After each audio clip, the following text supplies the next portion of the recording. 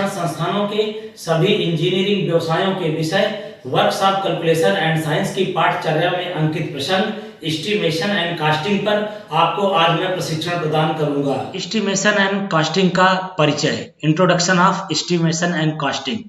किसी परियोजना की शुरुआत करने से पूर्व योजना की लागत का अनुमान लगाना चाहिए। योजना की लागत का अनुमान लगाना अति आवश्यक है, क्योंकि इससे हमें आवश्यक धन और सामग्री का लगभग सही अनुमान लग जाता है। एक परियोजना का अनुमान और लागत परियोजना को पूरा करने के लिए काम की वस्तुओं और सामग्री की मात्रा या लागत के निर्धारण की प्रक्रिया है। अनुमान और लागत परियोजना लागत का पूर्वानुमान है। ध्यान दीजिएगा, अनुमान और लागत परियोजना लागत का पूर्वानुमान है। परियोजना कार्य की अनुमानित लागत कार्य की विभिन्न मदों की मात्रा, कार्य पर खर्च की गई लागत की गणना है। किसी परियोजना का अनुमान और लागत उसकी वास्तविक लागत का एक निकट मान है। लागत या कास्ट, किसी भी उत्पाद प्रोडक्ट का निर्माण करने में निर्माण के दौरान विभिन्न प्रक्रियाओं पर पड़ने वाले संभावित समस्त खर्चों की गणना करते हुए उत्पाद यानी प्रोडक्ट की वास्तविक लागत एक्चुअल कास्ट को ज्ञात करना ही लागत कहलाता है।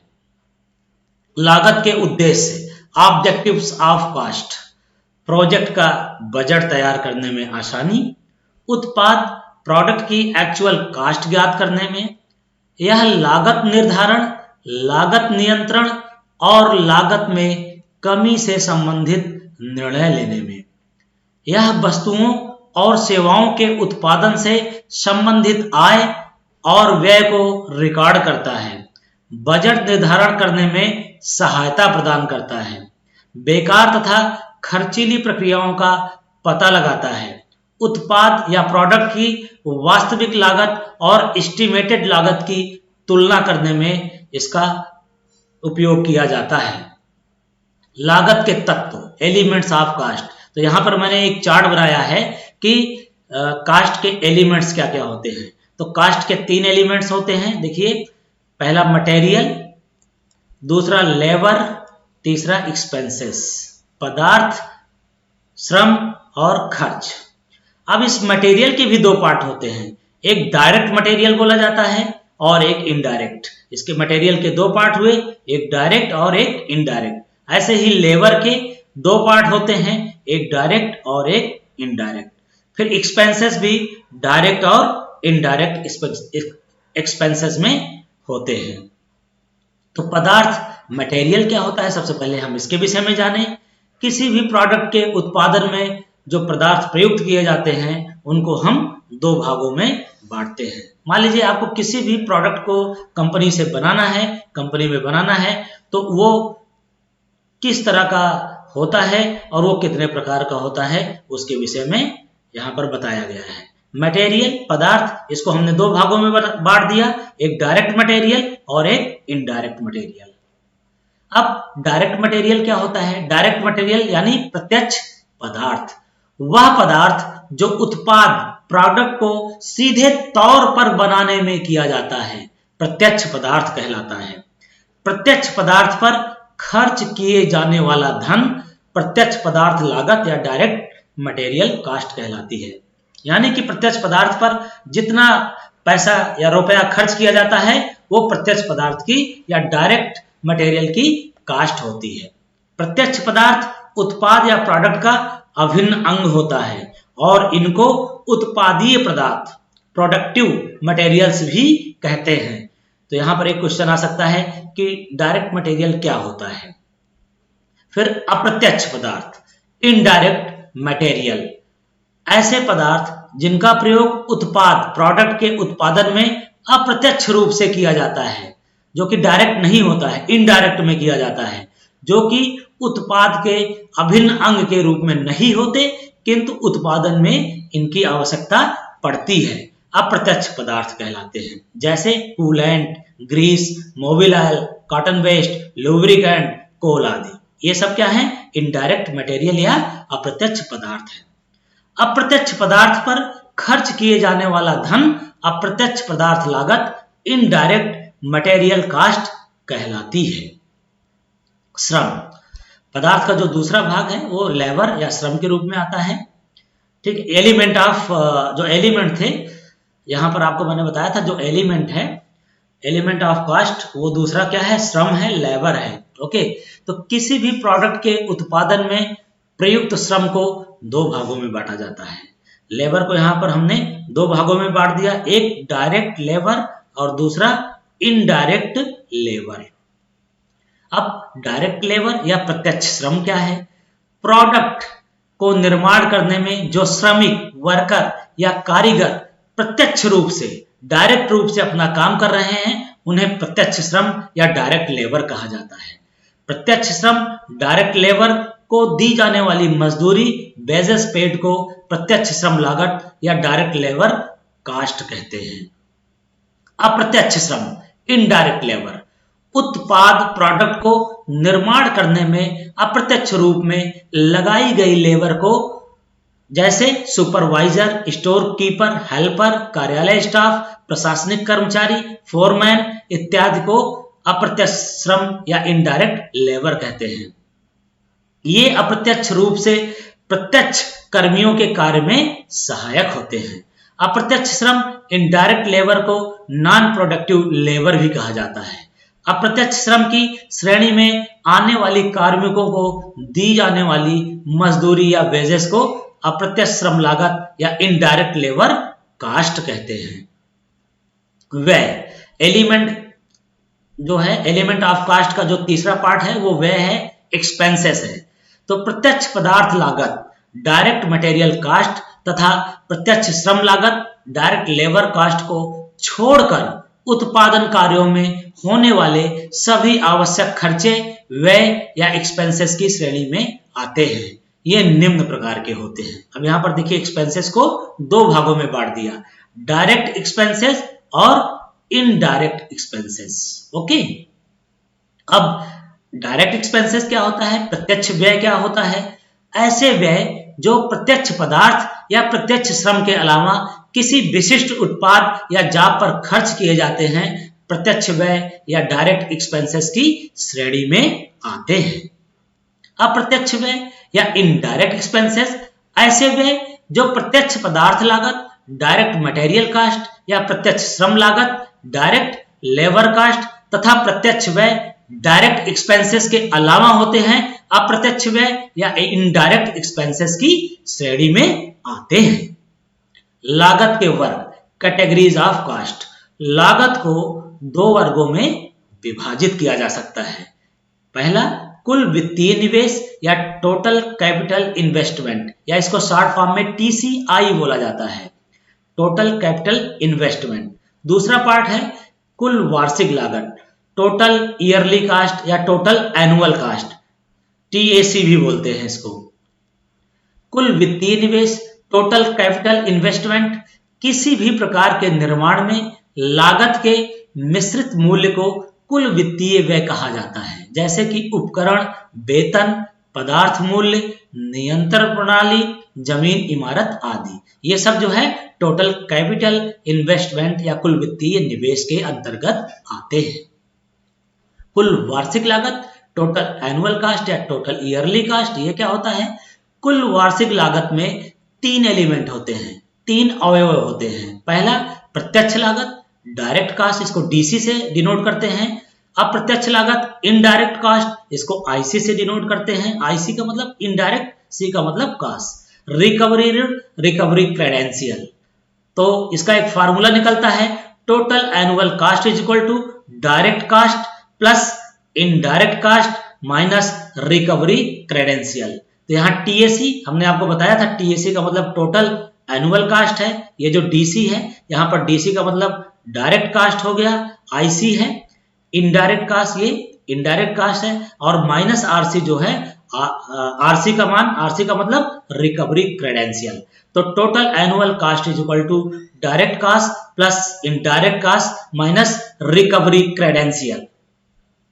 धातु व मशीनी उपकरण प्रक्रिया के लिए लागत की गणना। किसी भी उत्पाद, प्रोडक्ट तथा मशीन को बनाने में लगा मूल्य या लागत के विभिन्न आयों की गणना के लिए निम्न कारकों पर ध्यान देते हैं। पहला, प्राथमिक लागत, प्राइमरी कास्ट। ये लागत कच्चे माल को खरीदने व उसमें लगी श्रम व खर्च के लिए होती है। तो प्राथमिक लागत इज इक्वल टू क्या हो जाएगा, प्रत्यक्ष लागत प्लस प्रत्यक्ष श्रम लागत प्लस प्रत्यक्ष व्यय, या primary cost PC is equal to direct material cost plus direct labour cost plus direct expenses. दूसरा, फैक्ट्री लागत या फैक्ट्री कास्ट। फैक्ट्री लागत इज इक्वल टू प्राथमिक मूल्य प्लस फैक्ट्री उपरिव्यय, यानी फैक्ट्री के ऊपर होने वाला व्यय। तीसरा, उत्पादन लागत या प्रोडक्शन कास्ट। उत्पादन लागत या कार्यालय लागत, उत्पादन लागत को कार्यालय लागत भी कहते हैं, तो उत्पादन लागत या कार्यालय लागत इज इक्वल टू फैक्ट्री लागत प्लस प्रशासनिक उपरिव्यय। चौथा, कुल लागत, टोटल कास्ट। तो कुल लागत इज इक्वल टू उत्पादन या कार्यालय लागत प्लस विक्रय व वितरण उपरिव्यय, विक्रय या वितरण में के ऊपर जो खर्च होता है वो। पांचवा, विक्रय लागत या सेलिंग प्राइस। तो विक्रय लागत कुल लागत व प्राप्त लाभ का योग होती है। तो विक्रय लागत इज इक्वल टू कुल लागत प्लस लाभांश। छठा, बाजार मूल्य, मार्केट प्राइस। जब हम किसी वस्तु या पदार्थ का मूल्य निर्धारित करते हैं तो उससे पहले बाजार मूल्य का अवश्य पता होना चाहिए। तो बाजार मूल्य क्या होता है, बाजार मूल्य इज इक्वल टू विक्रय मूल्य प्लस वितरक को दिया जाना वाला कमीशन। क्या होता है, बाजार मूल्य इज इक्वल टू विक्रय मूल्य प्लस वितरक को दिया जाने वाला कमीशन। अब पूर्वाकलन या एस्टिमेशन क्या होता है, तो किसी भी योजना के विषय पर विचार करते समय उसमें होने वाली लागत, खर्च, मानव शक्ति, मैन पावर, मशीन, प्लेसेस, स्थान, समय आदि सभी तथ्यों का ध्यान रखते हुए योजनाओं का रूप प्रदान करना ही पूर्वाकलन या एस्टिमेशन कहलाता है। पूर्वाकलन का उद्देश्य ऑब्जेक्टिव ऑफ एस्टिमेशन, उत्पाद की उचित लागत ज्ञात करना, परियोजना की सफलता को सूचित करना, सर्वश्रेष्ठ डिजाइन का चुनाव करना, उत्पाद की विक्रियता को निर्धारित करना, उत्पाद की कुल लागत में उपयुक्त लाभांश को जोड़कर उत्पाद का विक्रय मूल्य ज्ञात करना, सभी प्रकार के आदेशों को प्राप्त करना, मैनेजमेंट से, है ना, मैनेजमेंट से सभी प्रकार के आदेशों को प्राप्त करना। पदार्थ की लागत, पदार्थ की लागत या द कॉस्ट ऑफ मैटर। निर्माण चक्र के दौरान होने वाले विभिन्न प्रक्रमों, प्रोसेसेस या क्रियाकलापों की दौरान संभावित समस्त खर्चों को ध्यान रखते हुए उत्पाद की वास्तविक लागत को ज्ञात करना ही लागत कहा जाता है। किसी भी योजना में पदार्थ की लागत ज्ञात करना बहुत आवश्यक होता है। छोटे छोटे पदार्थ से लेकर बड़े बड़े पदार्थों की लागत गुणवत्ता अत्यंत आवश्यक है, जैसे बिजली पानी का बिल, निर्माण पदार्थों का बिल, परिवहन खर्च इत्यादि का खर्च निकाला जाता है ताकि वस्तु का उचित विक्रय मूल्य निर्धारित किया जा सके और ज्यादा से ज्यादा लाभ कमाया जा सके। कच्चे माल से उपयोगी पदार्थ तैयार करना, उसका खर्च निकालना आवश्यक होता है। पदार्थ की लागत उत्पाद की ड्राइंग तथा नमूने की आधार पर की जाती है। यानी फिर से मैं इसको रिपीट करता हूं, पदार्थ की लागत उत्पाद की ड्राइंग तथा नमूने की आधार पर की जाती है। अब पदार्थ की लागत क्या होती है, द कॉस्ट ऑफ मैटर क्या होता है। पदार्थ का मूल्य निकालने के लिए पदार्थ के भार की गणना करना आवश्यक होता है। तो पदार्थ के भार को निकालने के लिए निम्न प्रक्रियाएं होती हैं। तो सबसे पहले जो पदार्थ है उसका हम आयतन निकालते हैं, फिर पदार्थ का घनत्व ज्ञात करते हैं। पदार्थ का भार निकालने के लिए आयतन और घनत्व का गुणा करते हैं, क्योंकि भार बराबर आयतन गुणे घनत्व। हमें जैसे कि पता है कि घनत्व बराबर भार बटा आयतन, तो भार बराबर क्या हो जाएगा, घनत्व इंटू आयतन। पदार्थ का बाजार मूल्य ज्ञात करना, फिर पदार्थ के बाजार मूल्य को पदार्थ के भार से गुणा करके पदार्थ का मूल्य ज्ञात कर लेते हैं। अब पदार्थ की लागत, अभी जो सारे पॉइंट मैंने आपको पिछले स्लाइड में बताया था, मान लो ये एक पदार्थ है, ये ना घनाभ है, ये किसी ठोस वस्तु की बनी हुई है, तो इसकी लागत को निकालने के लिए जो जितने पॉइंट पिछले स्लाइड में मैंने बताया था वही प्रयोग करते हैं। अब वायरिंग का पूर्वाकलन, इलेक्ट्रिकल ट्रेड से हम लेते हैं एस्टिमेशन ऑफ वायरिंग।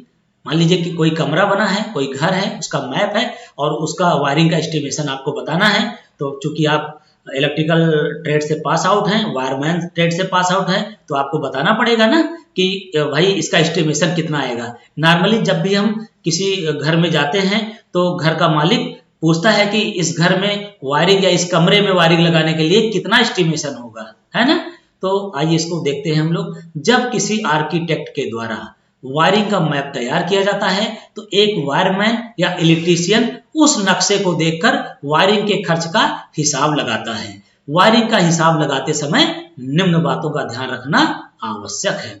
वायरिंग की सामग्री और उसका मूल्य, स्विच, होल्डर, सॉकेट, बोर्ड, क्या क्या लगेगा उसको हम ड्राइंग के हिसाब से एस्टिमेट करेंगे।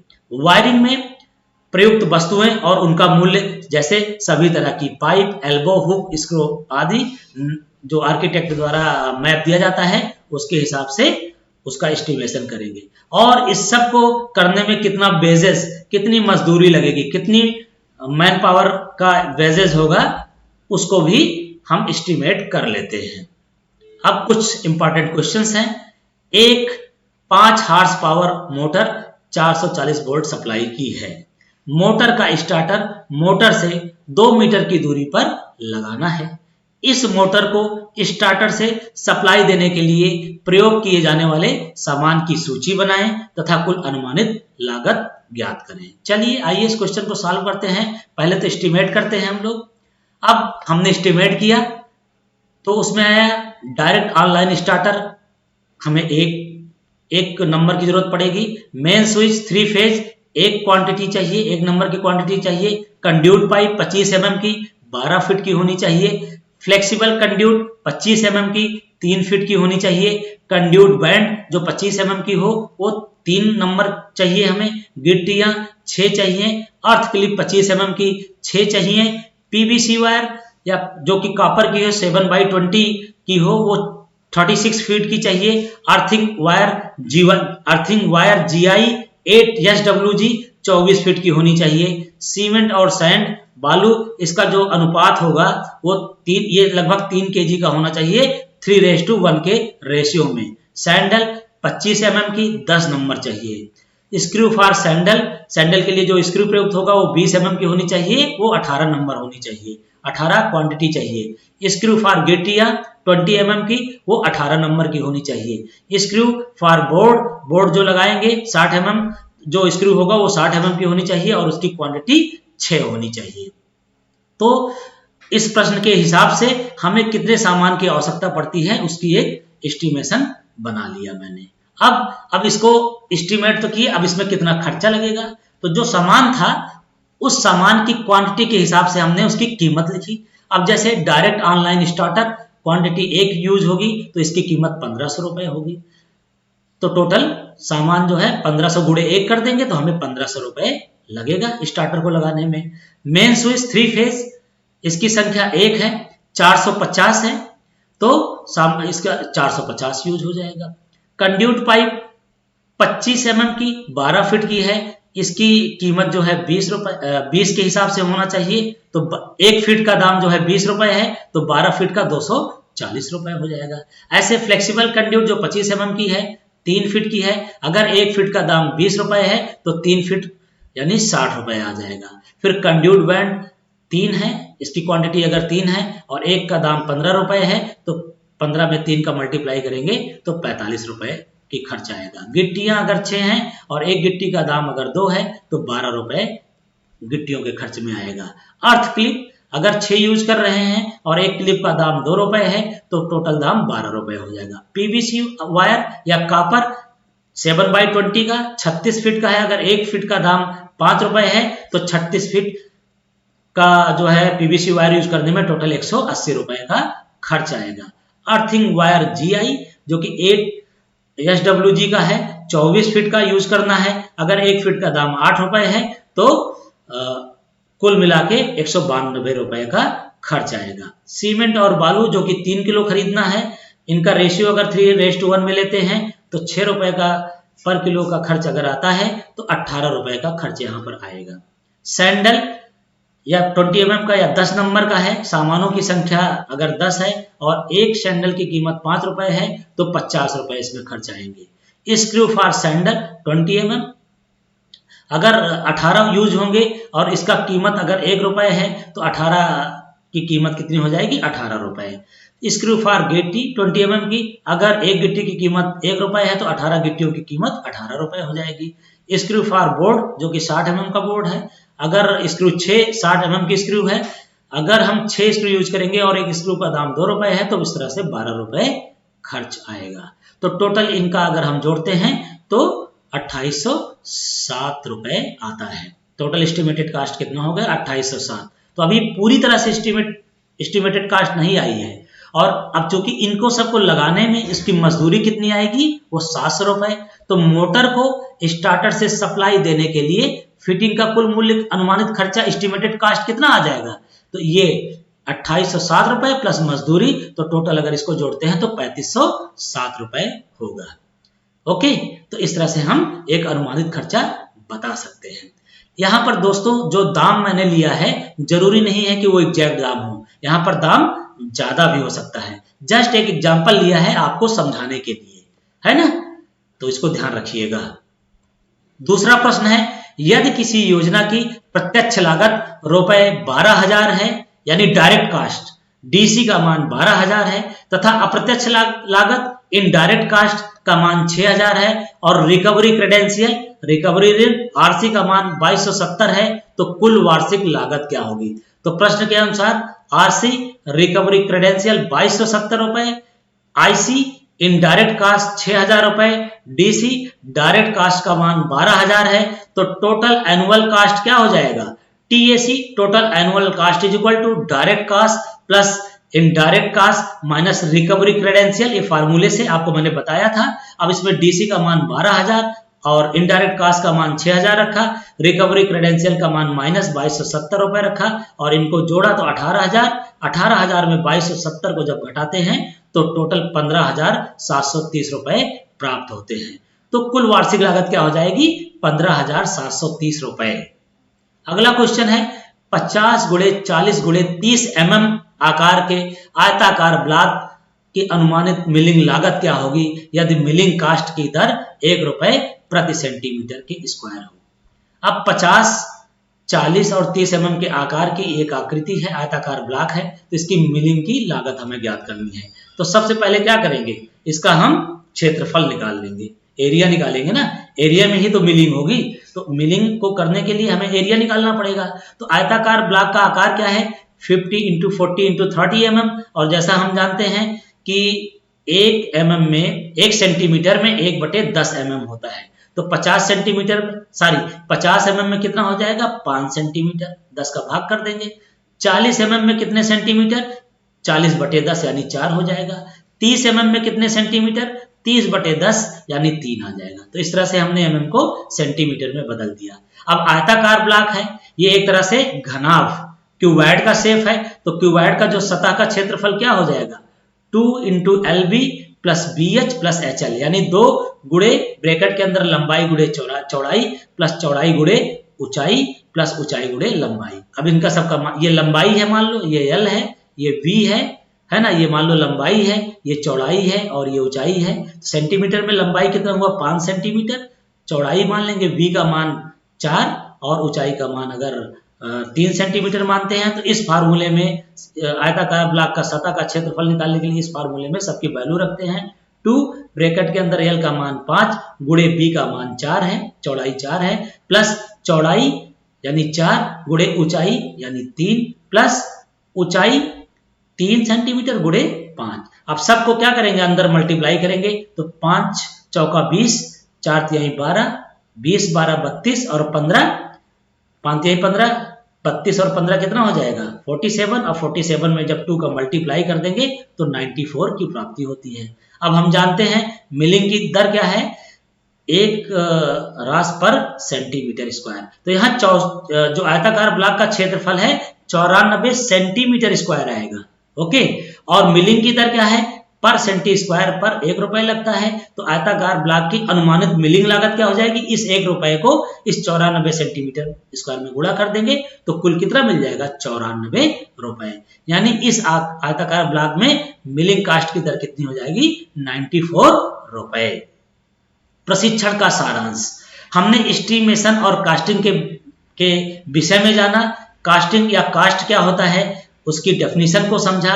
एलिमेंट ऑफ कास्ट क्या क्या होते हैं, तो एलिमेंट्स ऑफ कास्ट के विषय में मैंने आपको बताया 3 उसके एलिमेंट होते हैं। पहला मटेरियल, दूसरा एक्सपेंसेस और तीसरा मैंने आपको लेबर। तो एलिमेंट्स ऑफ कास्ट 3 हुए, पहला मटेरियल, दूसरा लेबर और तीसरा कास्ट। और इनके भी मटेरियल के भी 2 पार्ट होते हैं, डायरेक्ट मटेरियल और इनडायरेक्ट मटेरियल। लेबर के भी 2 पार्ट होते हैं, direct labour, indirect labour. Expenses के भी 2 पार्ट होते हैं, डायरेक्ट एक्सपेंसेस और इनडायरेक्ट एक्सपेंसेस। लागत के वर्ग, कैटेगरीज ऑफ कास्ट के विषय में आपको डिस्क्राइब किया गया। टोटल कैपिटल इन्वेस्टमेंट टीसीआई के विषय में आपको बताया गया, जिसका मान जो है TCI is equal to direct cost plus indirect cost minus recovery credential. पूर्वाकलन या एस्टिमेशन की डेफिनेशन आपको बताई गई। पूर्वाकलन का उद्देश्य क्या होता है, ऑब्जेक्टिव्स ऑफ एस्टिमेशन के विषय में आपको बताया गया। और एक एग्जांपल लेकर आपको एस्टिमेशन ऑफ वायरिंग के विषय में बताया गया और इससे संबंधित आपको कुछ प्रश्नों को भी हल करवाया गया। प्रयुक्त संदर्भ, Arihant publication book for workshop calculation and science, जो कि एस के भटनागर के द्वारा लिखी गई थी, जिसकी वेबसाइट है www.arihantbooks.com। आज मैंने आपको एस्टिमेशन एंड कास्टिंग पर प्रशिक्षण प्रदान किया है। आशा है यह प्रशिक्षण आपको आपके भविष्य हेतु मददगार होगा। धन्यवाद।